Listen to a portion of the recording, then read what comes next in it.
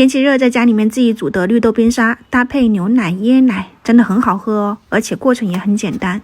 晚餐就是自己拼的烧鸭饭，一人一盒。临时想要喝这个，绿豆就没有泡，清洗一下，直接倒到电饭锅内胆里面。这里大概是200克的绿豆，然后在里面加一点白西米，没有西米你放糯米，直接倒入开水，这样西米就不会融化。我做饮品或者是炖汤，我都是用纯净水烧开的这一种。水量我刚刚觉得少了一点，我就加到那个杂粮粥的那条杠上面了，放一点点食用碱，煮出来的颜色不会变，然后它又能够出沙的快。放到电饭锅内胆里面，按煮饭键45分钟，煮好就是这样子，有点像绿豆粥，绵密开花了。我这个电饭锅比较小，是3升的，你出锅以后加一点那个冰糖或者是白砂糖调节一下甜度，等到没那么烫了以后放到冰箱冷藏或者是冷冻。我是中午煮的，大概下午这个时候就来打冰沙了。这个状态它那个西米吸饱的那个水分就会变得粘稠一点，你放一点冰块进去，放到能够把它打成沙的容器里面，破壁机啊、搅拌机或者是这种水果杯都可以，倒入一点点饮用水或者是纯净水，给它稍微的打细。这个也不知道我能造多久，里面有冰块比较难打。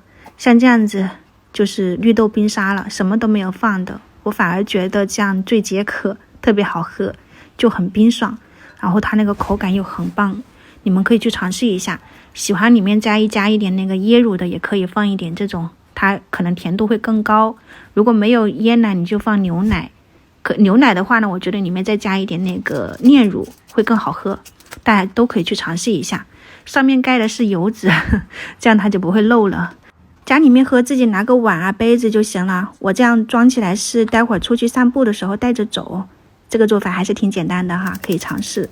今天我不想做饭，他不想打扫洗碗，那就买了半只的烤鸭，我刚刚用微波炉给它加热了2分钟，切成块，直接用锡纸盒当饭盒。1碗米饭，昨天的卤汤我卤了一点豆干、鸡蛋，烫了一点生菜。它其实烧鸭里面是配了一点汤汁的，太油腻了，所以还是用了自己煮的那个汤。之前还有点酸菜，加油炒一下。我们吃就配了一点蒜蓉辣椒酱。今天5点45分，我们家的晚饭就搞定了，淋上卤汤还是挺不错的嘛，对不对？有肉有菜，大家也可以参考一下哈。天气热，厨房的温度就比较高了。先开吃了，待会儿要去散步，我们明天早上再见，拜拜。